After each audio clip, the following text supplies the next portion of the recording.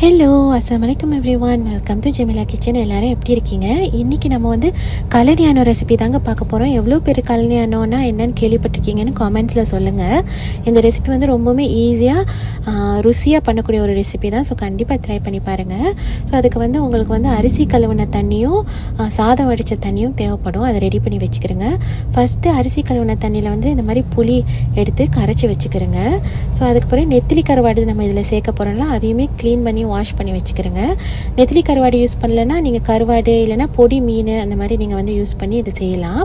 So அதுக்கு பிறகு ஒரு பேனில் வந்துட்டு கொஞ்சோண்டு குக்கிங் ஆயில் சேர்த்துட்டு தேவையான அளவு காஞ்ச மிளகா ஒரு 4-5 காரத்துக்கு ஏற்றது நல்லா வதக்கி வச்சுக்கிறேங்க. அதை வந்து ஒரு பவுலில் போட்டுட்டு சாதம் வடித்த தண்ணியில் வந்துட்டு மிக்ஸ் பண்ணிக்கிற போகிறோம். ஸோ அதுக்கு பிறகு அதை வந்து நம்ம புளிக்கரைசல் தண்ணியில் ஆட் பண்ணிவிட்டு நல்லா கையில் மசிச்சு விட்டுக்கிறோங்க. இன்னொரு தனியாக வேறு ஒரு பேனில் வந்துட்டு நம்ம நறுக்கி வச்சுருந்த வெங்காயம் தக்காளி அது எல்லாத்தையுமே நல்லா கையில் மசிச்சு விட்டுக்கிறோங்க. அதுக்கு பிறகு நம்மளோட புளிக்கரைசல் தண்ணியுமே அதில் சேர்த்துட்டு அதுக்கு பிறகு தான் நம்ம ஸ்டவ்வில் வச்சுட்டு இதை வந்து குக் பண்ண போகிறோம். ஸோ இதில் வந்துட்டு நம்மளோட காய்கறிலாம் நம்ம வந்து ஒன்று ஒன்றா தான் ஆட் பண்ண போகிறோம். ஸோ பச்சை மிளகா, முருங்கைக்காய், கேரட்டு, உருளைக்கிழங்கு இதெல்லாமே நம்ம ஆட் பண்ணிவிட்டு இதை வந்து குக் பண்ண போகிறோம். ஸோ இந்த கலனியானை வந்துட்டு உங்களுக்கு எதுவும் சாப்பாடு எடுக்கலைன்னா ஃபீவர் இந்த மாதிரி இருந்துச்சுன்னா கண்டிப்பாக இந்த மாதிரி செஞ்சு சாப்பிடுங்க. உங்களுக்கு ரொம்பவுமே நல்லா டேஸ்ட்டு கொடுக்கும். சாப்பாடுமே நீங்கள் நல்லா சாப்பிடுவீங்க. ஸோ அதுக்கு பிறகு நம்ம அது பாயில் ஆகி வரவும் அடுத்த காய்கறி கத்திரிக்காய், அப்புறம் தட்டின பூண்டு, உங்களோட நெத்திலி கருவாடு இதெல்லாமே நீங்கள் இதில் ஆட் பண்ணிக்கலாம். உங்கள்கிட்ட வேறு வகை கிழங்குங்க இருந்தால் கூட நீங்கள் இதில் ஆட் பண்ணிக்கலாங்க. ஸோ கல்யாணை வந்துட்டு நீங்கள் எப்படி வேணாலும் நீங்கள் அட்ஜஸ்ட் பண்ணிக்கலாம்.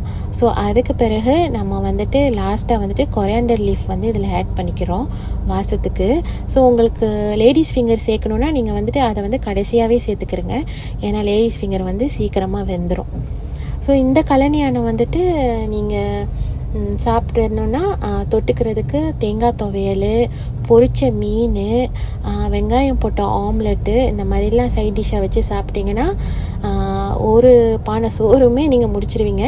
நான் சும்மா சொல்கிறேன்னு நினைக்காதீங்க, கண்டிப்பாக ட்ரை பண்ணி பாருங்கள். அதுக்கு பிறகு உங்களுக்கு தெரியும் இந்த கலனியானத்தோட அருமை. ஸோ தேங்க்ஸ் ஃபார் வாட்சிங். கண்டிப்பாக மறக்காமல் சப்ஸ்கிரைப் பண்ணிக்கிறங்க, லைக் பண்ணிக்கிறங்க, ஃப்ரெண்ட்ஸ் அண்ட் ஃபேமிலிக்கும் ஷேர் பண்ணுங்கள்.